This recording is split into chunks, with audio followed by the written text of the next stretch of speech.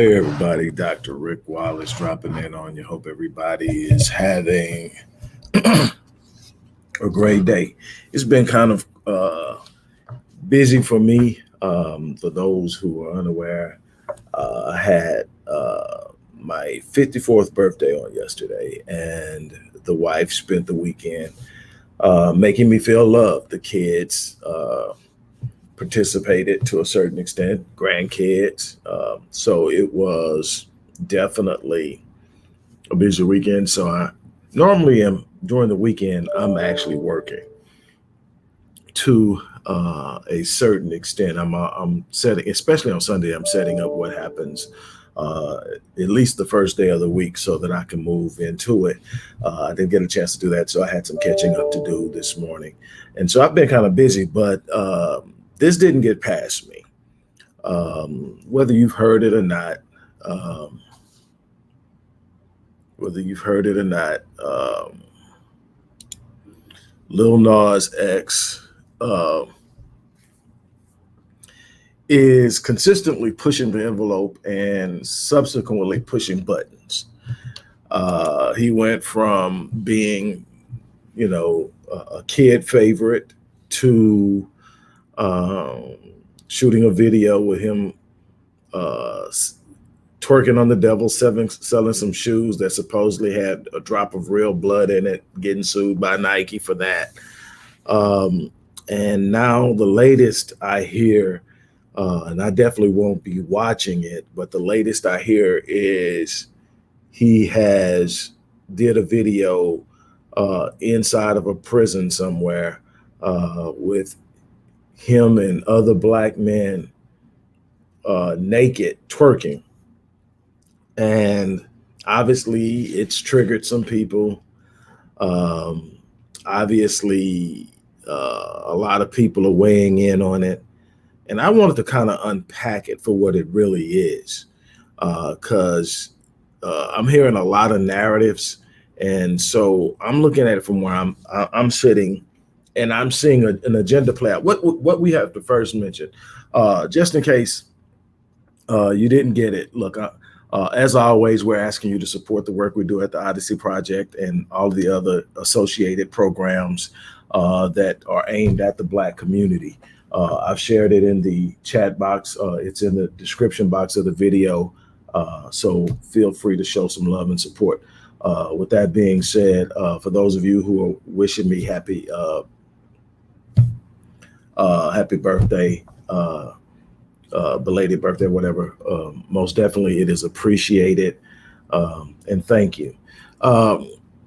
The first thing that we have to be aware of, one of the things that I focus on a lot, things that I talk about a lot, is the fact that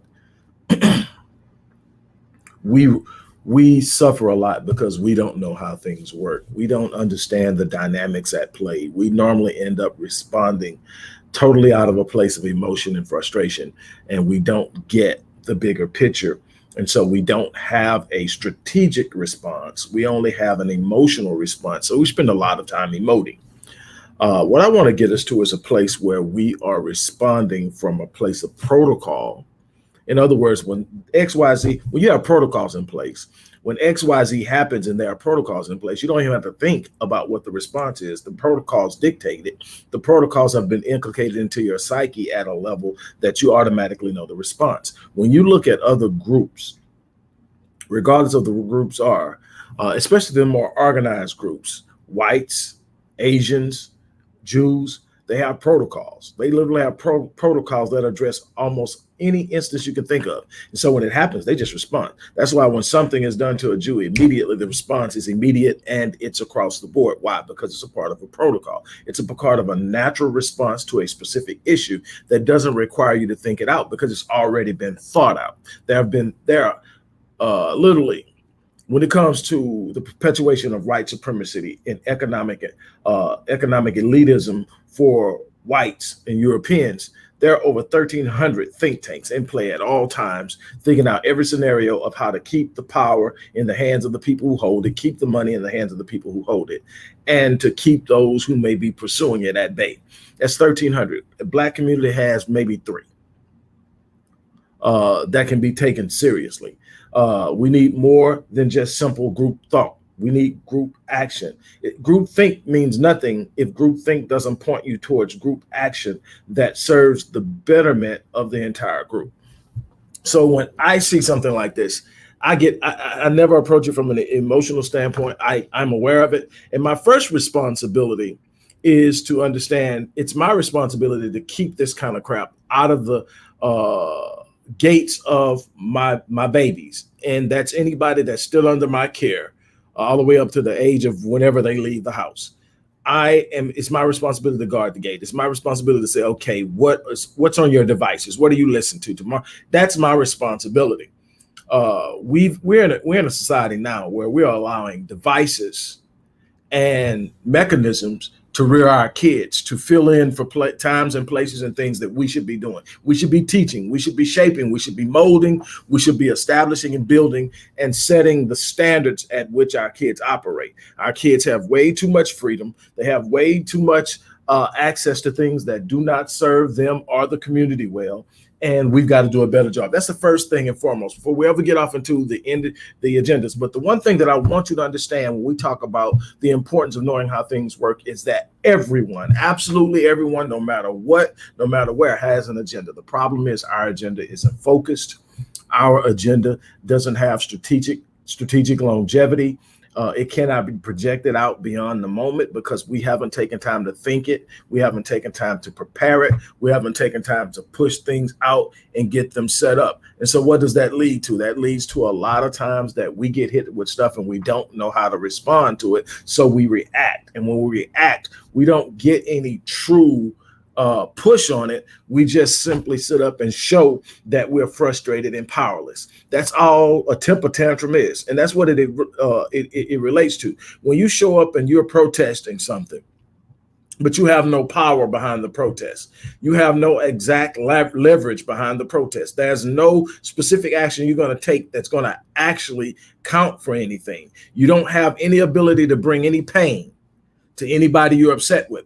Then that reflects to it. I don't care how many people are doing it. I don't care how many people show up to the protest. I don't care how many people sign the petition. If you don't have any economic force to move behind that, where you can take an action that other people will feel, then all you have is a collective temper tantrum.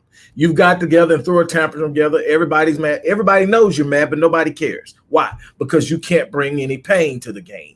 You can't make your presence felt. So the first thing you have to understand is everybody has an agenda. We need a clearer agenda. We need clearer protocols. We need to have a clear understanding of how we're going to execute our economic power. We talk about spending power all the time. And while that spending power narrative is heavily diluted and misinterpreted, we still do have spending power. Our dollars are taken for granted. Why? Because we don't manage them. We don't direct them. We don't focus them. We don't bring them into a collective focus to where we can use them in a powerful manner. Now, with all that being said, and we understand everybody has an agenda, there's an agenda at play. Now, the first thing that I heard that I will weigh in on is that it's an agenda by the LGBTQ community. I don't think so. I don't think the LGBTQ community gets anything out of him twerking in a prison and a bunch of black men showing their ass. That's not where they're at now. They're playing an entirely different power game. If you notice, there are some gay pride parades and a bunch of stuff where you see some flamboyancy, but a lot of their stuff is more political now. A lot of stuff is more focused. They've moved out of the arena of shock and awe, and now they're in the arena of playing the game. And they will tell you that while they express and fight for their freedom of sexuality and sexual choice and all this other stuff that particular alphabet soup of collective identities fights for, their sexuality is really their business, and what they do is really their business. You see some flamboyancy here and there, but that's not them. So while this guy is claiming to be gay, he's not representing the LGBT community, and you're going to see them point that out. They've done it once before, at least once before. You're going to see them point that out. So if it's not the LGBT community that he's representing, who is he representing? He's representing big money, big record record labels that are pushing an agenda. And the agenda is real simple. Beyond the twerking, beyond all that, what's really going on? The feminization of the black male image, the emasculation of the black male presence, the presentation of black men powerless, the glorification of incarceration, the celebration of anything dysfunctional within black society, the monetization of black dysfunctionality. And the thing is, we are still emoting. Why? We're emoting primarily because we feel like we've been bamboozled by Nas X. And really, we were bamboozled by the handlers and the people who are behind promoting him and what he's doing. In his mind, he may very well be fighting for some type of identity thing that's going on internally with him, and he's trying to express himself, but he's being used. He's a pawn in a much bigger game. And hopefully at some point he'll get it, but it doesn't necessarily mean so, because when you're pouring that kind of money at people, they tend to take the money. Every now and then somebody will wake up and say, you know what, there's an amount of money. There is an amount of money that will make me do this to my people.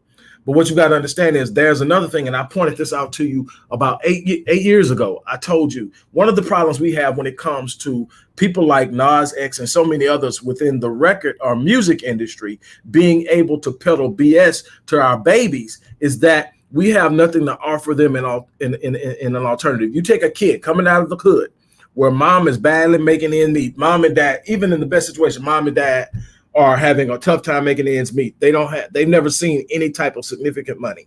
They have some pretty good skills. So they're sitting up and they're hoping to make it in the record industry. Somebody discovers them and says they're great, but then they take them to a major record label. A&R gets involved. Talent development everybody gets involved. And the big execs come in and they see how they're going to use this person. And they say, okay, we're going to maintain creative control of your music. In other words, we determine what part of your music actually makes it onto your album. You can bring a bunch of stuff to us, but we're going to hand pick it. And then we're going to bring some people in to ghostwrite for you. And we're going to want the stuff that you produce on that definitely on the album. That way we're controlling content. So then what happens is this person says, well, no, I want to be able to do my thing.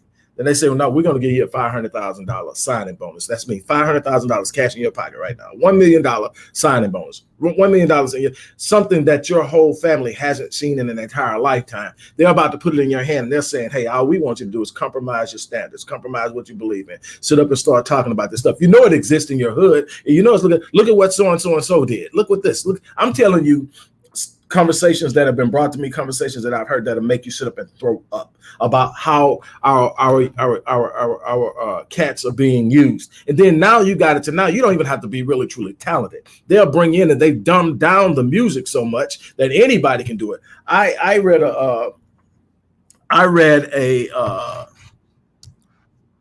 post where somebody had a picture of Rakim and I believe it was Big Daddy Kane. And in the post, it just said, when I was growing up, I listened to these two cats.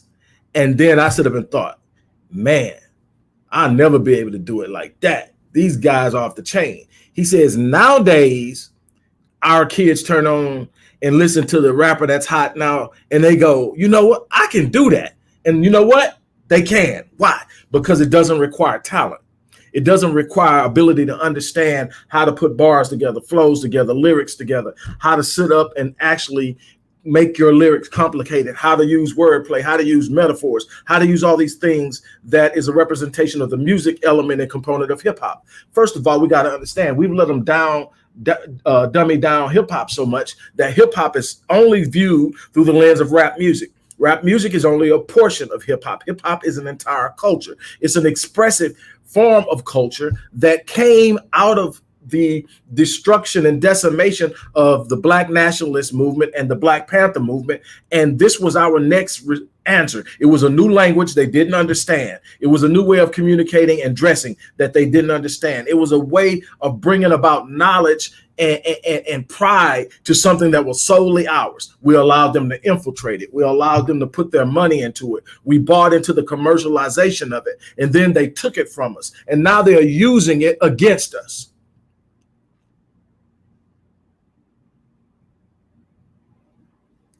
Lori Lovely, you got a good point. The strategy, why, Lord, I'm actually gonna table that.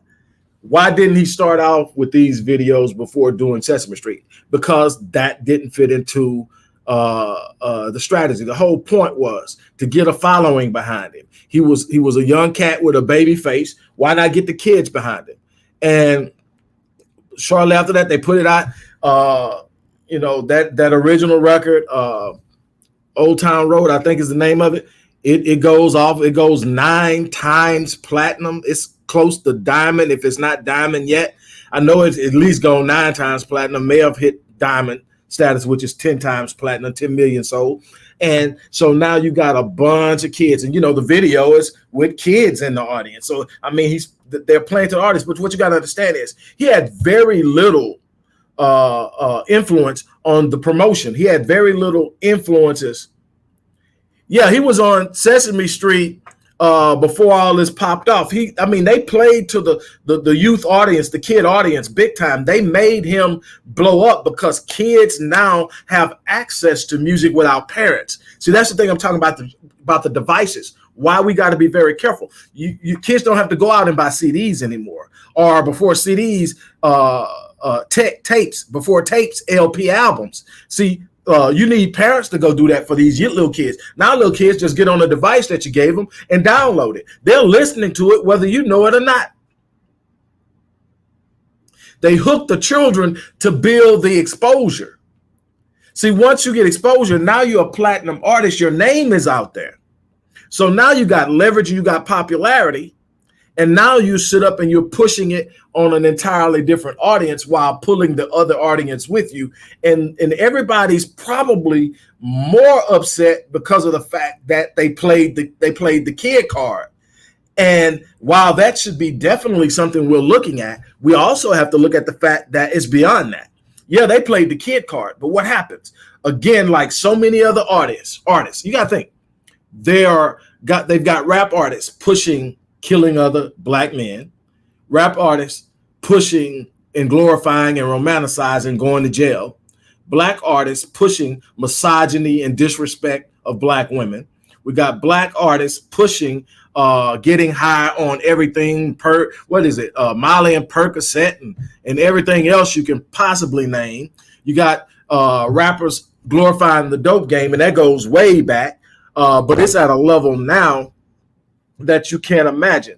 And all of it, no matter how far it goes back, was never a part of the original plan of hip hop. If you go back, you're talking about the X Clan, you're talking about LL Cool J, Run DMC, that moved off into the commercial area and opened things up for groups like Houdini and Fat Boys, Heavy D, all these, the X Clan, Public Enemy, Boogie Down Productions. All of these groups came out and they had messages. Now, they may have did some flossing and talking about what kind of whip they got, but most of the stuff was messages. Listen to them. It evolved.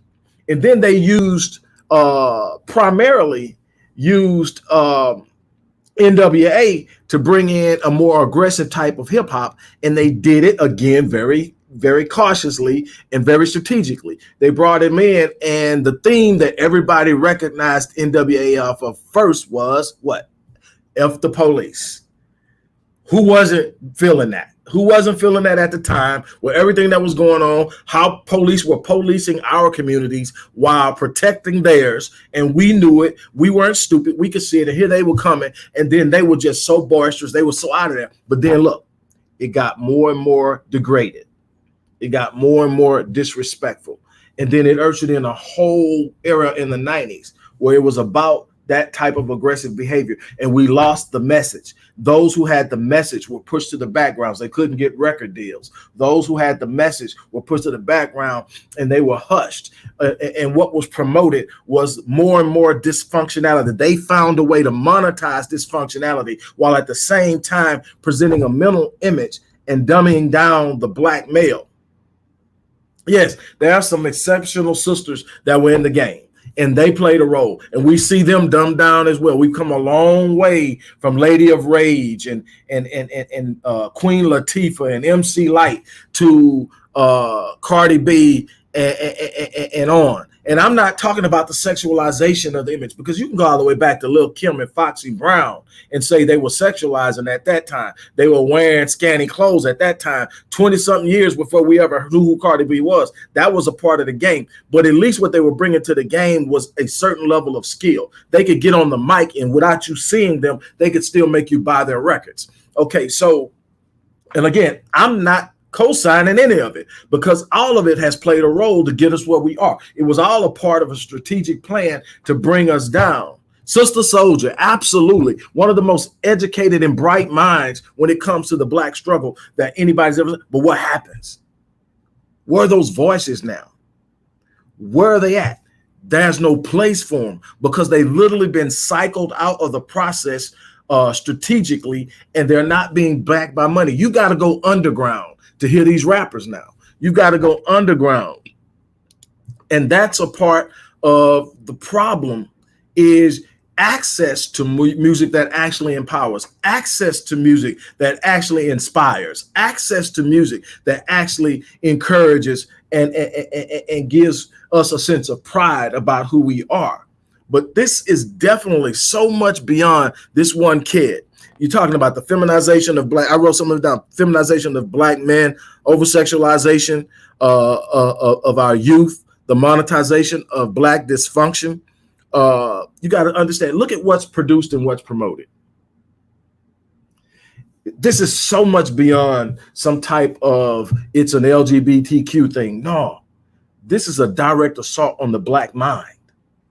And as I explained in the beginning, because we don't know how things work, we tend to see things solely on the surface. I wrote years ago about the force of propaganda, whether it was in television media, and this was before the rise of social media, whether it was television media, whether it was radio, whether it was written media, in magazines. You had all the, the double XLs and all that other stuff coming out. It was just pushing the sexualization of our women. It was pushing the criminalization of our men. It was creating a bridge, a gap, removing the bridge and creating a gap between our men and our women, to the point right now we're so at odds with one another. There's no way for unity because we're divided. And all of the solutions are, quote unquote, that we come up with are independent of a collective thought. In other words, men are looking out for men, women are looking out for women, and there's no consideration of what needs to be done for the totality of who we are. And until we reach a collectivism that speaks to the totality of who we are and where we come from and what we're capable of collectively, we can never truly reach the true synergy of who we are as a people. Why? Because that synergy requires feminine energy and masculine energy merged together to create a synergy, which is the merging of different types of energy to achieve a level of functionality and power that's impossible on an individual or individualized level. They have us so off and chasing everything that does us no good. They present to us the idea of who we are to the point, and so prevalently, that we don't even question it.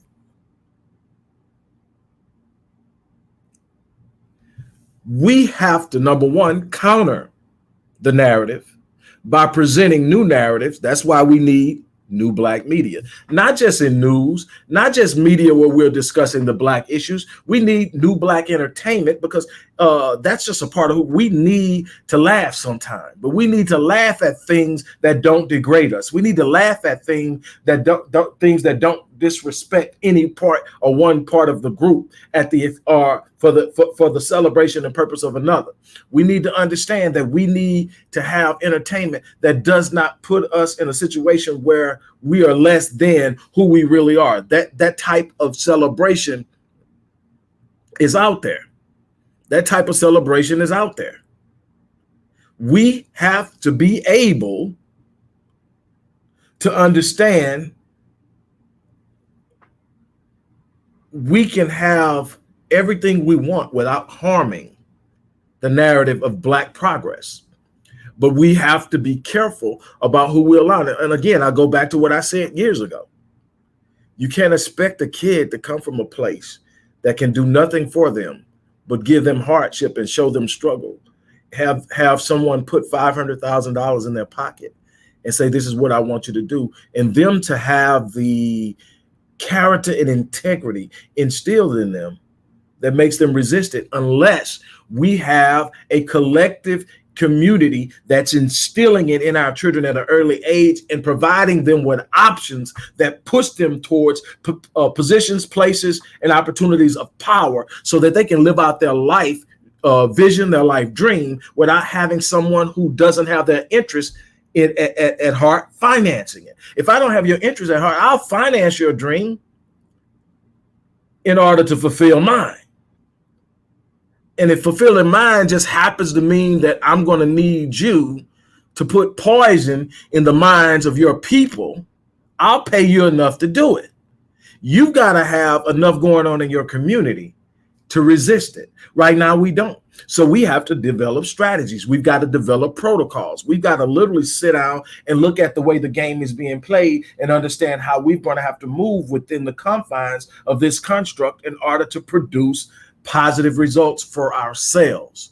We can never depend on the enemy to provide the solution to the problem they created.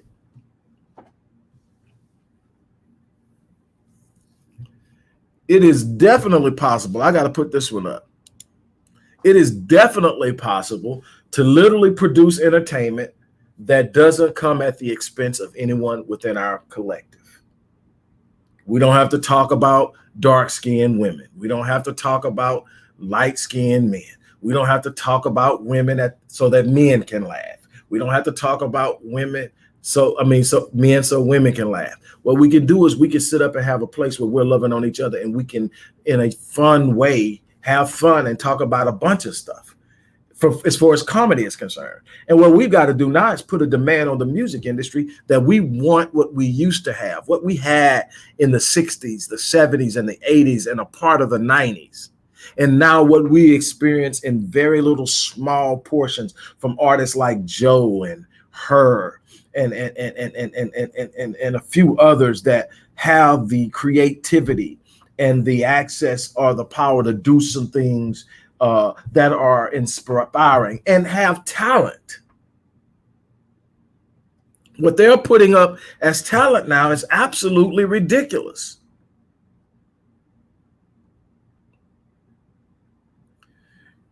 You know, we have a lot to deal with internally. And I think that is a part of our problem, is that we still have the enemy within. You know, I'm real big on that African proverb: if there's no enemy on the inside, the enemy on the outside can do us no harm. Why do they have constant access to us? Why do their machinations have such efficacy and effectiveness in destroying our efforts and frustrating our efforts of empowerment? Because we're not dealing with the internal issues. We're not dealing with why we're so at odds with each other. We're not dealing with our trust issues. We're not dealing with the fact that we still are expecting our enemy to educate our children. We're not dealing with the fact that we have poor spending habits as a collective. We're not dealing with the fact that we have very little perspicacity, if any at all, on a collective level as it pertains to education, as it pertains to finance, as it pertains to politics, as it pertains to geopolitics. We have very little understanding as a collective force. We are a people who have been conditioned to respond emotionally to almost everything that happens to us without any intent on ever coming together and doing anything. We'll talk about it, we'll fuss about it, we'll listen to some intellectuals go on about what should be done, but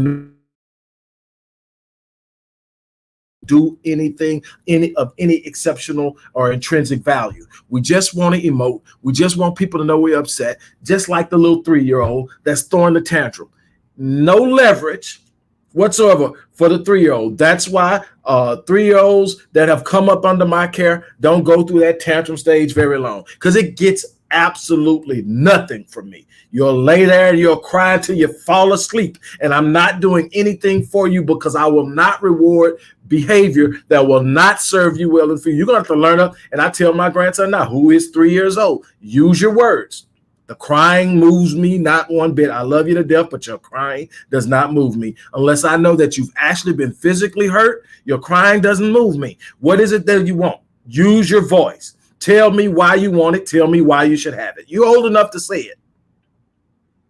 Because now if you can tell me why you can have it, now you have some leverage whatsoever. You can convince me, hey, this might be okay for you to have. Okay, you've done this, so yes, you deserve. I've got to have some way of thinking beyond me being upset. Nobody cares that you're mad. Nobody cares. We are going to have to understand that nobody cares we're upset. Nobody cares what we're going through. Nobody cares we're in last place in every socioeconomic category that exists. Nobody cares. So what are we going to do about it? We are going to have to stand up and actually determine within ourselves. We're going to have to stop being separated. We're going to have to stop this competing with one another. We're going to have to stop sitting up trying to tear down one another. We're going to have to understand that while I may not agree with everything you're doing, if you're doing something for the betterment of the people, you're my brother, you're my sister, I've got to sit up and say, hey, go for it. And I can't be the person that's putting a knife in your back when you turn around. I have to realize that not everybody's going to think like me. So I need other people in the room who think differently. Why? Because I don't know everything. And I've got to stop thinking I know everything. I got to stop demanding that everybody sit up and think like I think, because that's not going to get it. I need to put what I'm thinking out there, and I need to be able to back it up with reason, with references, with care, so that people can receive it and respond to it. But I also have to have my ear open for the people who are working from a different angle and understand it from a different angle and can add to the equation. That's why when I created the blueprint for Black empowerment, I put 1.0 behind the blueprint. Why? It's just what I've been able to put together over my 30 years. And it's a bunch of other people that I want to come and weigh in on it. I've got Dr. Anderson in on it. I've got a couple of other people that have weighed in on it directly and indirectly. Tariq Nasheed, we did some emails back and forth. Umar Johnson did some emails back and forth. I've had a couple of conversations directly, even in person, with Dr. Boyce Watkins. Had an interview with him on his channel. Again, it's not about everybody lining up and being on this, being about the same thing. Everybody has their level of expertise in the thing that they are exceptionally good at. Let them flow in that. Stop demanding everybody ride in your lane. Number one, is going to get crowded in your lane, and you're not going to be able to flow. Stop jumping in everybody else's lane because you don't belong there, and you're going to be not going to be comfortable, and you're going to impede progress. Find where you fit. Be the best you can be at it, and everybody has something that can be done. Lori Lovely, you got a very good point. Got to share that. Put that up there. Look, this is the biggest issue we have. This is why they don't even they play pander. Now they don't even go in depth in pandering. They simple play pander now. Why? Because they take us for granted. She says the powers that be knows we will never be on one accord long enough to get anything we need. And they count on that. They count on, and they study feed the monster of ignorance through BS, like the music we're talking about here with this kid. He's just one. And because he is from a certain place, he can trigger more people than usual. But we are being played from all sides. There's very little from the music industry. There's very little from the film industry. There's very little from anything you want to call entertainment that's positive, that we can focus on, that we can feel comfortable with our children consuming, that will actually give them an impetus to drive for something more. That's why it's our responsibility first. That's why it's our responsibility first. We are responsible. Look, I'm not going to stay on too long, but I just had to get the test. That's so much more of what's going on in this. And something I want you to pay attention to. There used to be a time that was a level of subtlety. Most of the messaging was subliminal. It's gotten to the point that it's becoming increasingly overt and direct. what would be considered absolutely unacceptable and offensive 20, 30 years ago is mainstream now. And since they've made what was unacceptable mainstream now, they can push to the fringes of just plain darkness without stirring too much. You know, like I said, we're going to emote, we're going to frustrate, but we're not going to hit them in their pockets. We're not going to cause their record sales to plummet. We're not going to boycott their movies. We're not going to create. Here's the thing, and then I'll be done. It's not just in boycotting. It's not just in pulling your money out. That's only part of the empowerment equation. That's only part of the leverage equation. What they need to actually believe about us is that we're not only going to pull our money out, we're going to focus the money we pull out to invest in competitive alternatives. I don't like your record label, so I'm going to stop buying your records, and I'm going to get with a bunch of other people who are thinking like me, and we're going to invest in a new record label. We're going to invest in something where we're going to give our people an opportunity to actually do what they like at a high level and have the creative control and ownership of their masters, and we're going to get behind them, and everybody's going to eat. We're going to take our money from behind you and put it behind ourselves. That's when you start to talk real power. Not just saying I ain't going to buy your stuff. Now, I'm not only not going to buy your stuff, I'm going to start creating my own stuff.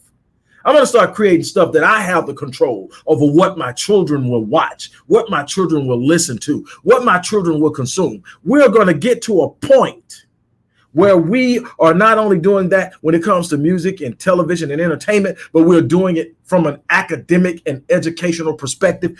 We're going to be the ones that provide the institutions through which our children will be educated. That's what's going on. We have too much of a dependency on what they're creating and presenting to us and forcing us to consume. We don't have to consume it. We don't have to take it. We don't have to accept it. We can sit up and pull our dollars and reinvest in something that looks like what we want it to look like, that feels and tastes like what we want it to taste like, that has the kind of trajectory towards what we want to see. It's going to be up to us to create this.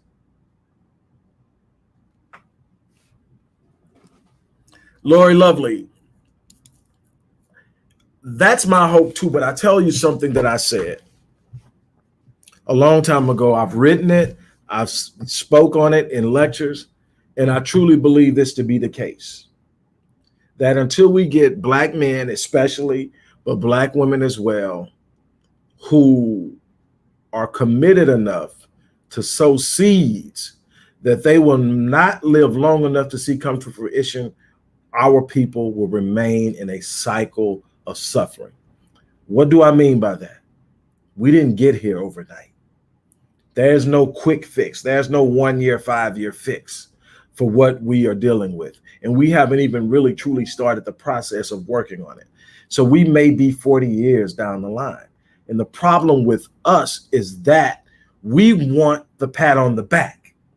Black men have been robbed of power so much that anytime we get an opportunity to experience just a little power, where we can say, I wrote that, I designed that, I created that, I fixed that, we go for it. So we go for the Band-Aid over the bullet wound. I stopped the bleeding temporarily, but how much damage is on the inside? But that's what we're going for. We're going for the quick fix. We're going for the pat on the back. We're going for the accolades. That's why likes and shares don't mean anything to me, because that's not why I'm here. I'm here to plant a seed that a lot of people might not even take serious until I'm dead.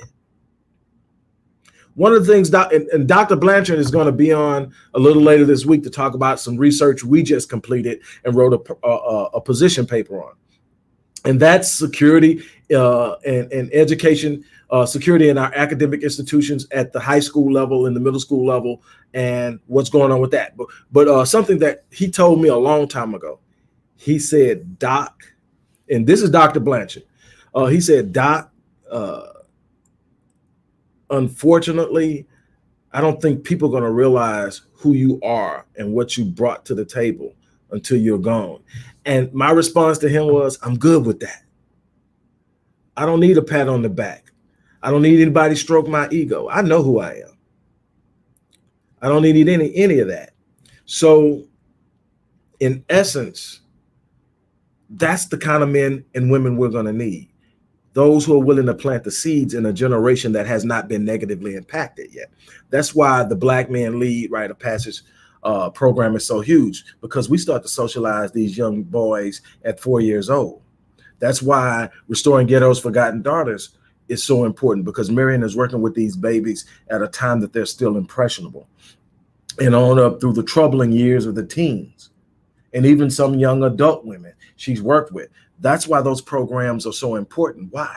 Because we are preparing a generation to do better than we did in every area, in every aspect. But then we got to prepare them, and then we've got to insulate them and protect them. Why? Because that's nothing but information and content and bombardment of darkness that's trying to raid their minds and shift their direction so that another generation falls by the wayside.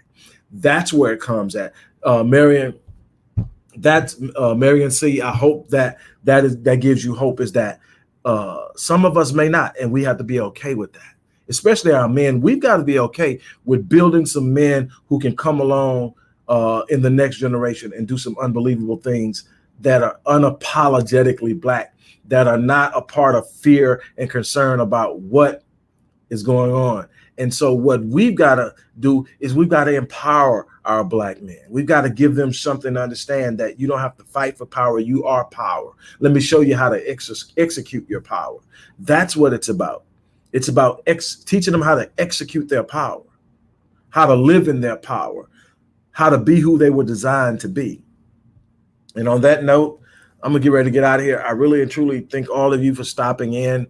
Like I said, show some love and support for what we're doing at the Odyssey Project. You can get it in the chat if you happen to be along in the chat when it's posted, or you can go to the description box and it'll be there in every video on the channel.